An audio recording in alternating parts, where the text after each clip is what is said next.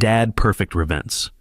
On Sunday morning, October 27th, 2024, my son called to tell me he was getting married the next day. I'm Howard Patterson, 61 years old, and I've been a widower for 3 years. When Gary said he'd withdrawn all my money and sold my house, I didn't cry, I didn't beg. I laughed out loud, a sound that surprised even me. What my son didn't know was that the house he just sold for $285,000 wasn't the house I actually lived in. My name is Howard Eugene Patterson, born March 15th, 1963 in Toledo, Ohio. For 30 years, I was a detective with Columbus Police Department. Then on August 22nd, 2021, my wife Linda died of cancer. She was 52, I was 58. Gary was 29 years old. People see a quiet security guard who works part-time at Riverside Shopping Center, checking doors and helping with parking lot issues. They see someone gentle, perhaps lost since his wife died, certainly harmless. What they don't see is that I spent 3 decades investigating fraud, forgery, and financial crimes in Columbus.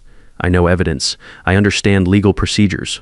I can spot a con from a mile away because I've arrested hundreds of them over the years. I took the security job after Linda passed just to stay busy and supplement my police pension, but I never forgot what I learned on the force. I never lost the instinct to document everything, to keep detailed records, to understand that evidence is power. 3 months before that Sunday phone call, Gary started asking about my finances.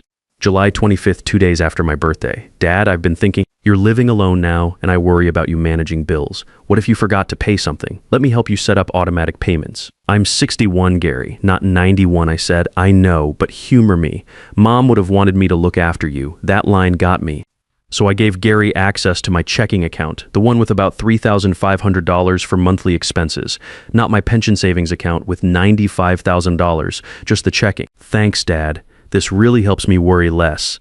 6 weeks later, September 10th, Gary brought his girlfriend to dinner. Beverly Pierce, 29 years old, with sharp features and calculating eyes that reminded me of suspects I'd interrogated. We sat in my dining room at 856 Maple Drive. I grilled burgers on the back patio. Beverly barely touched her food, those green eyes scanning the room constantly. This is a beautiful home, Howard, she said, using my first name without permission. Houses like this must be worth what, 400,000, 450? I haven't had it appraised recently, I said, uncomfortable with the direction. Gary laughed. Beverly's interested in real estate, always looking at property values. Later, cleaning up in the kitchen, I heard Beverly on her phone in the living room. Old cop habits, I listened to everything. Yeah, he's got money. The house alone is worth at least $400,000, and Gary says he has pension savings. He's been alone for 3 years, so it's all just sitting there. When he dies, it all goes to Gary. Anyway, I froze, hands in soapy water, listening to her discuss my death and assets like I was already gone. Gary must have heard too. Beverly, keep your voice down. Sorry, babe, she said, not sounding sorry at all. A warning bell went off in my head, but I dismissed it. Young people were more open about money. It didn't necessarily mean anything sinister. 2 weeks later, September 24th, Gary emailed me. Important documents, please sign. The email said he had routine insurance and medical forms attached. Could I print, sign, and send back? I opened the attachments. 4 PDFs, 12 pages each, dense with legal language. My detective training kicked in, but the font was small, deliberately confusing. Then I remembered. I'd been sick the week before. Chest pains. 3 days in Columbus General Hospital, September 16th through 18th. They thought it might be a heart attack, but turned out to be severe stress and exhaustion. I called Gary. Did you bring me papers to sign in the hospital? A pause. Just insurance forms? Dad, you signed them on the 17th. I had a notary come. You don't remember? You were pretty out of it from the medication. After we hung up, I tried to remember September 17th. Vague impressions of voices, of holding a pen, of signing something, but the memories were foggy, unreliable. I should have hired a lawyer right then. But he was my son. Surely I could trust him. That was my first real mistake. October 27th, 7:15 a.m. I sat at my kitchen table with coffee and laptop, checking my accounts, my Sunday morning routine while watching SportsCenter highlights. The page loaded. Checking account, $347, pension savings account. 1,200 transactions. My pension savings had held $905,316 on October 20th. Transaction history showed October 24th, $42,000 to Gary E. Patterson. October 24th, $35,000 to Gary E. Patterson. October 25th, $17,000 to Gary E. Patterson. 3 transfers over 2 days, leaving just enough to keep the account open. My checking account. Another $2,800 transferred to Gary on October 26th. I couldn't breathe. Then my phone rang. Gary's name on the screen. Hey, Dad. Great news. I'm getting married tomorrow. Beverly and I decided not to wait. Small ceremony at the Riverside Country Club. My throat tightened. Gary, my bank accounts. Oh, that, yeah. I needed the money for the wedding and our new condo down payment. You'll be fine on pension and Social Security, right? You took $94,000. Dad, technically I had authorization. Those papers you signed, power of attorney, you gave me access. I was medicated and confused. That's not how the bank sees it. His voice hardened. I'm your son. Everything you have comes to me eventually anyway. I just needed it sooner. Beverly and I are building our future. What about the house? Oh, right. I sold it yesterday. 1247 Oak Street, $285,000. Great price. The buyers take possession in 30 days, so you need to be out by November 26th. Maybe look into assisted living. Gary, my voice cut through his rambling. I don't live at 102047 Oak Street. A pause. What? That's my rental property. The Martinez family lives there. They have 18 months left on their lease. Silence. Then confused. Your rental property? The house I live in is 856 Maple Drive. It's in a family trust. More silence. When Gary spoke, his voice was uncertain, afraid. But you never told me. No, I never did. That's when I laughed. It started small but grew, bubbling up from somewhere deep inside. I laughed until tears rolled down my cheeks. Dad, what's so funny? I wiped my eyes. Gary, do you have any idea what you've just done? I sold your rental property. So what? You sold property you don't own with tenants who have a valid lease using fraudulent documents obtained by exploiting your sick father. That's theft, fraud, and forgery. 3 felonies. Dad, don't be dramatic. I'm your son. Have a nice wedding, Gary. Enjoy it. It's going to be the last happy day you have for a very long time. I hung up underneath the shock and pain. Something cold and professional was rising. Gary thought I was helpless. He had no idea who he was dealing with. I went to my filing cabinet and pulled out the property folder. Inside were deeds to 2 houses, 856 Maple Drive in the Howard Patterson Family Trust, and 1247 Oak Street in my name. Next, the lease agreement. Carlos and Maria Martinez moved in June 2022. Current lease, June 1st, 2024 through May 31st, 2026. Rent, $1,800 monthly. Gary had sold a house with sitting tenants without disclosing the lease. When those buyers discovered the occupied property, they'd sue him for fraud. I opened my laptop and started a new document. Timeline of financial abuse and fraud, Gary Eugene Patterson.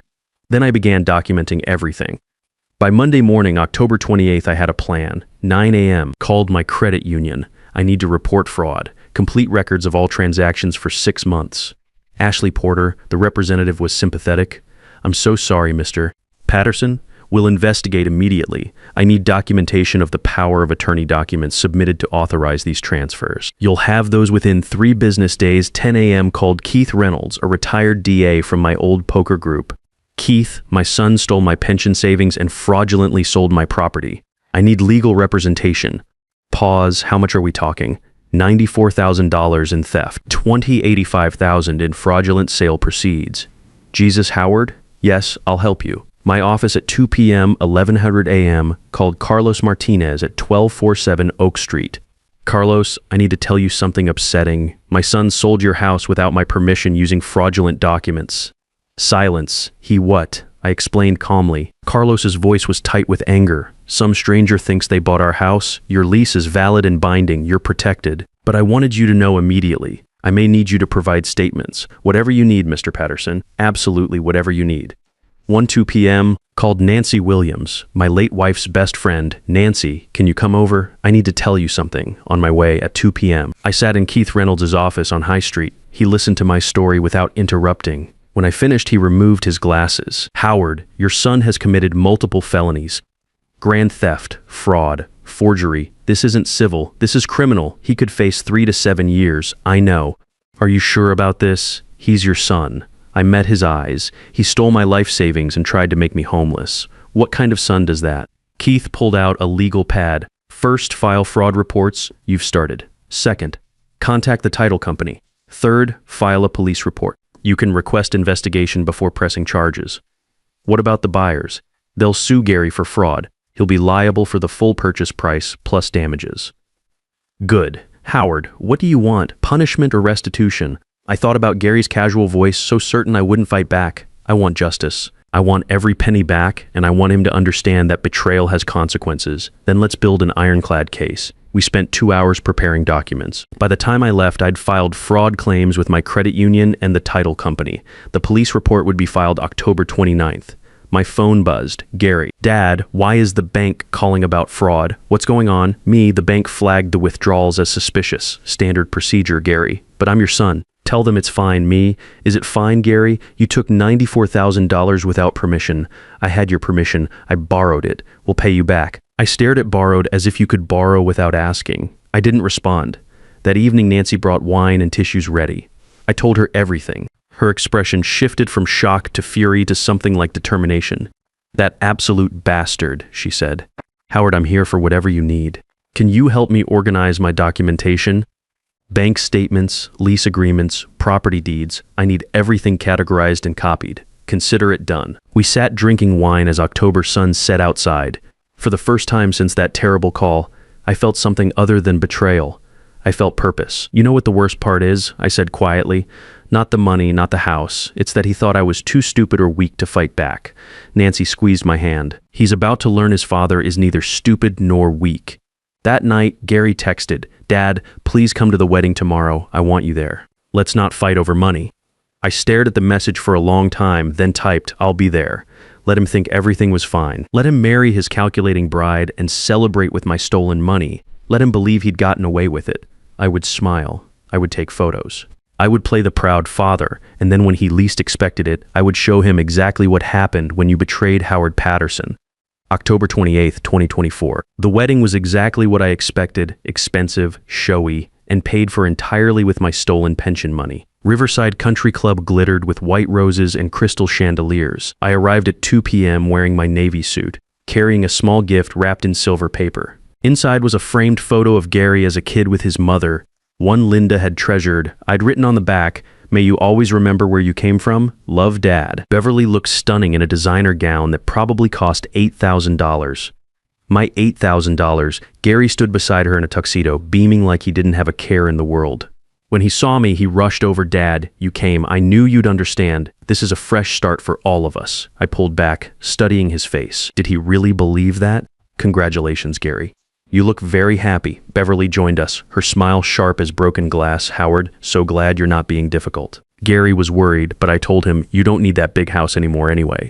We can build our future now. How thoughtful, I replied, my tone pleasant, but my eyes cold. The ceremony was brief. I sat in the front row, watching my son promise to love and cherish this woman who'd helped him betray his own father. Around me, 47 guests laughed and dabbed at tears. Beverly's parents, Carl and Helen Pierce, sat across the aisle. Helen kept glancing at me, her expression strangely guilty. During the reception, I made polite conversation with strangers, drank champagne I couldn't taste, and took photos I'd never want to see again. The room sparkled with 250 white roses at $35 per arrangement minus $850. The champagne was Dom Perignon at $180 per bottle, 12 bottles visible minus $2,160. The 4-tier cake with sugar flowers minus $100. I knew these prices because I'd helped plan enough department retirement parties over the years. This wedding cost at least $65,000. My $65,000. Just as they cut the cake, my phone buzzed. A text from Keith Reynolds. Police investigation opened. Fraud charges being prepared. Title company confirms notary seal fraudulent. Notary was in Florida on September 17th, not Ohio Hospital. You have him? I looked at Gary laughing with his groomsmen, completely oblivious. Not yet, I thought. Let him enjoy this moment. It would be his last happy one for a very long time. November 2nd, Halloween had passed. How fitting. Gary and Beverly appeared at my door at 856 Maple Drive, unannounced. Gary looked furious. Beverly's expression was icy calculation. What the hell did you do? Gary demanded, pushing past me into my living room. The title company froze the money from the house sale. They're saying the power of attorney was forged. They're threatening criminal charges. I closed the door calmly. Perhaps because it was forged. You signed those papers. I was there. I signed blank papers while medicated and confused. You took advantage of your sick father. Beverly stepped forward. This is ridiculous, Howard. You're old. You can't manage your finances anymore. We were helping you. By stealing $94,000? It's not stealing if you're too senile to manage it yourself. Her mask slipped, revealing cold opportunism beneath. Gary is your son. Everything you have should go to him eventually anyway. We just needed it now. I kept my voice steady. So this was your plan. Find a man with a wealthy parent. Manipulate him into stealing from his father, then build your life on his money. Gary's face flushed. Don't talk about Beverly like that. She loves me. She loves your inheritance. I corrected, or what she thought was your inheritance. Beverly laughed, harsh and ugly. You think you're so smart? Drop these accusations or we'll make your life hell. We'll tell everyone you have dementia. We'll have you declared incompetent. We'll put you in a nursing home. Is that a threat? It's a promise, Gary said, his voice low. Dad, I'm trying to be nice here. Just tell the bank and title company you made a mistake. Tell them you authorized everything. And if I don't, Gary stepped closer, looming over me. Then you'll find out how difficult your life can become.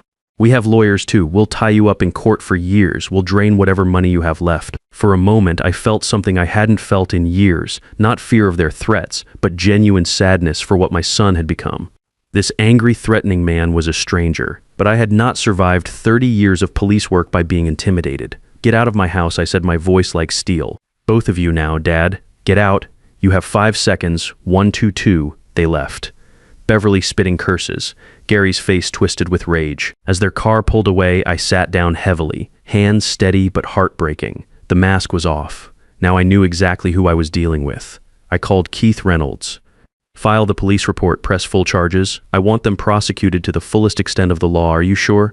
Completely. The next week moved quickly. Detective Larry Mitchell, 42, took my statement on November 4th. He was thorough, professional, and increasingly disturbed by what he heard. Mr. Patterson, I've seen a lot of elder financial abuse cases.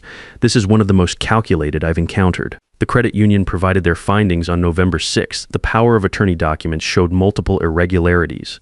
The notary seal belonged to Margaret Phillips, whose license expired August 15th, 2024. Margaret Phillips was in Tampa, Florida on September 17th.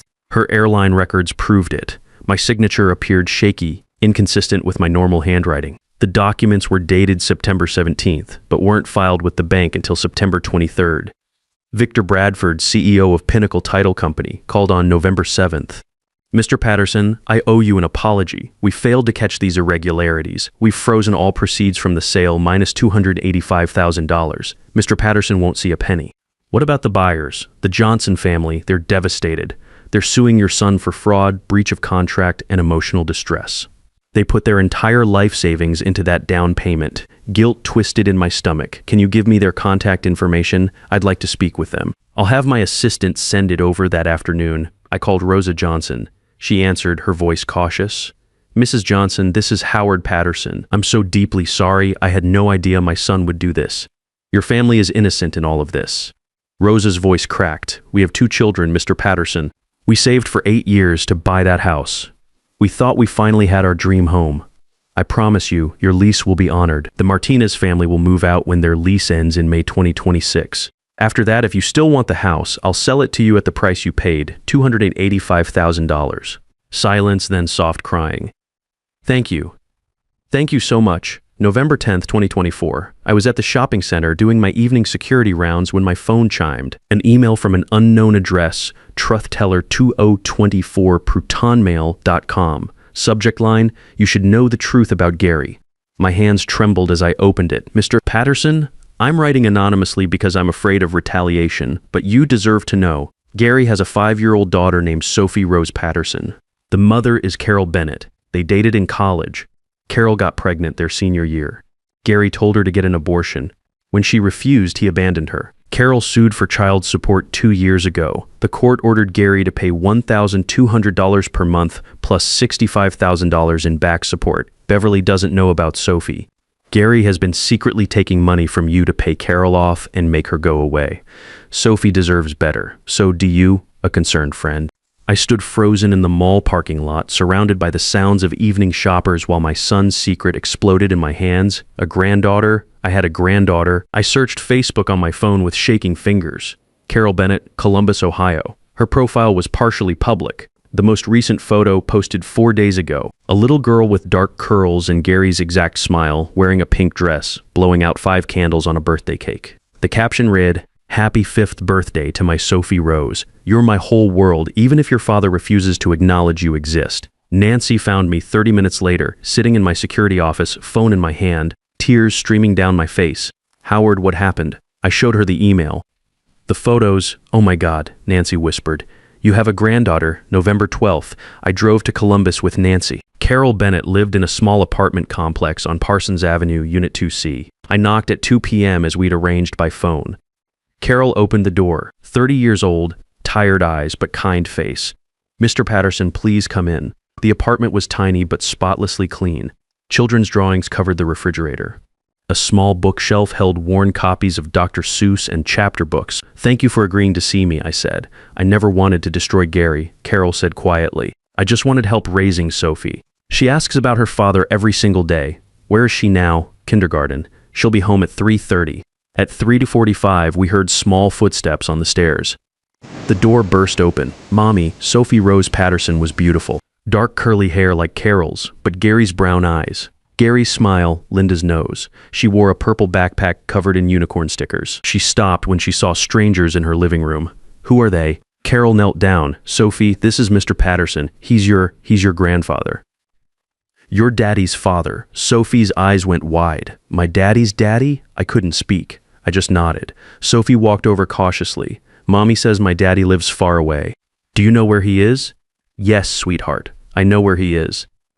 Does he think about me sometimes? My heart shattered. I think he thinks about you all the time.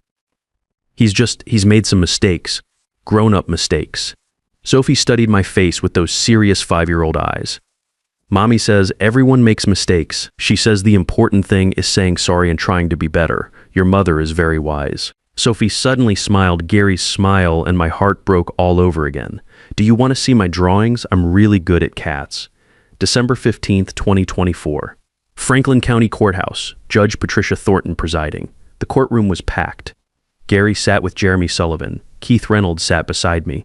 In the back row, Carol Bennett held Sophie's hand. When it came time for victim impact statements, I stood. Your Honor, Gary Patterson is my only child. He committed serious crimes against me, but he's also the father of my 5-year-old granddaughter, Sophie. I don't want vengeance. I want my son to become the man his mother would have been proud of.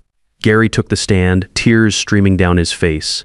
I have a 5-year-old daughter named Sophie Rose. I abandoned them when Carol was pregnant. I stole from my father to pay child support secretly. I'm a coward, I'm a thief. I don't deserve mercy. Judge Thornton studied Gary for a long moment. Gary Eugene Patterson, you are hereby found guilty of grand theft, fraud, and forgery. I sentence you to 14 months in Franklin County Jail, followed by 4 years of supervised probation. You will make full restitution to your father, $94,000 to be paid over 8 years at $980 per month. You will also establish legal custody with Carol Bennett and attend mandatory therapy. 6 months later, I stood in my garden at 856 Maple Drive, planting tomatoes. It was a Saturday morning, warm and bright. A car pulled up. Gary got out, followed by a small girl with dark curls who immediately ran toward me. Grandpa Howard. Sophie threw herself into my arms. I held her tight, this miracle I'd almost never known. Gary walked over slowly. He looked different, thinner, older, but healthier somehow, clear-eyed, sober in a way he'd never been before. Hi, Dad. Gary, how are you 127 days sober? 73 days out of jail. Starting my new job as an insurance adjuster on Monday. Carol and I have joint custody now. I see Sophie every weekend. He paused. I'm paying you back. The money's in your account. I saw. Thank you, Dad. I know I can never fully make this right, but I'm trying. Every single day I'm trying to be the man Mom was proud of.